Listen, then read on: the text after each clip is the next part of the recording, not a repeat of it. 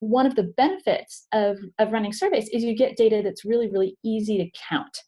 And especially this gives managers a very, very a good feeling if it's very clearly presented and it's down there on the screen in black and white, and you can see, oh, this many people gave this many answers and we can count them. You're a lot more likely to want to believe that, just because it's so much easier than going out and putting a little more thought or effort into the real complexity and nuance around what you're asking.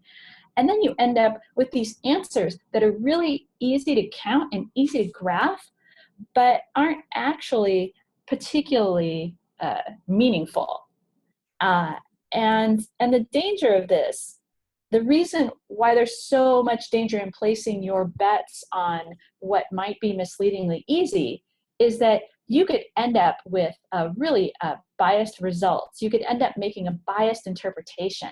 And what this means is that you're not getting a representative view of the world.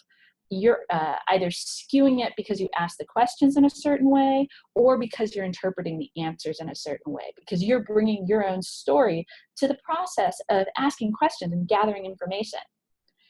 And also, you can ask questions that feel easy to ask and end up with nothing you can take action on.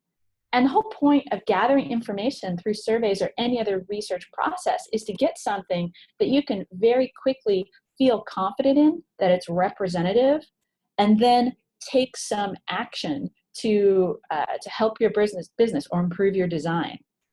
And one of the hugest dangers is that a simple answer will really stick. I was just talking to a friend about an employee survey that got out recently, and they said that that they found out later that the survey, the way that they set it up, was really, really biased and not really representative, and the people they answered weren't a good sample. But because they have this set of really easy to interpret survey results, it's impossible to get the answers out of people's minds, and everyone is starting to treat it as though it's really true. And then they can't make good decisions based on good data because this bad data that was really easy to collect and easy to think about is getting in the way.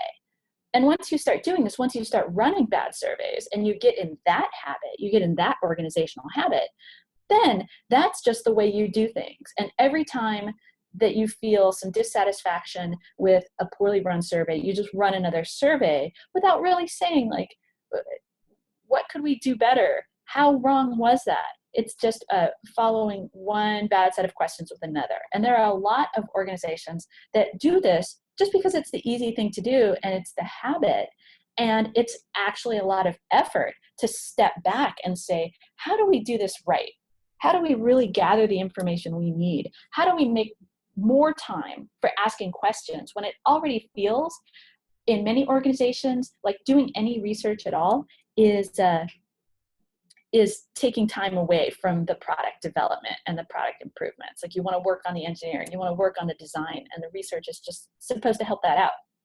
And then if you have this lack of clarity around the research, if you start running bad surveys and feel like, oh, well, we're asking the questions, we're acting as well as we can on the answers, but it's not really helping us, we're not really seeing real changes in our business metrics, then that sort of lack of clarity and frustration ends up tarnishing the whole research process.